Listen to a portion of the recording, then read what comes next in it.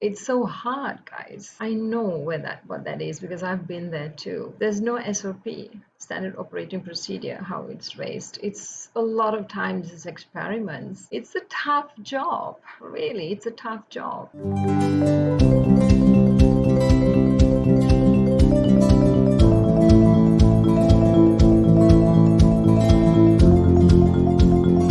What does it mean to us being parents? So now exploring and understanding the essence of parenting can help us create our own meaningful definition of parenting. We all want to have this, a happy family, but this is really not the reality. The reality is it is a roller coaster of emotion that parents go through. You become parents for the first time when you have a child. So sometimes we may not be that ready, and sometimes we have had all the lists ticked. But when we have the child, we envision this happy picture of a family. In reality, this is what it is. And a lot of young kids, so much of their learning, their brain development is to do with the emotional brain, the reptilian brain. The way they are expressing themselves would be in action. So we'll see tantrums, we'll see crying. So there's so much of emotion because that's where they are coming from. They are not developed with the intellectual brain yet. The capacity to have abstract thinking is not there yet. What kids need at certain age or developmental stage is they just want to be with you. They want to feel loved. They want to be supported. They want to be understood. It's so hard, guys. I know what that is because I've been there too. There's no SOP,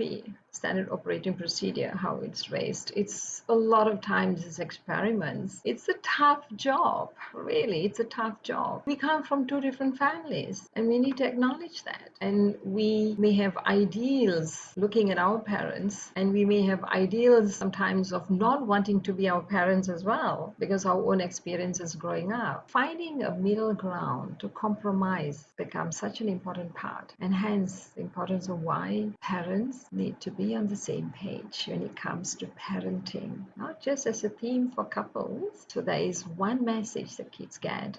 It's not ambivalent. They're not getting mixed messages.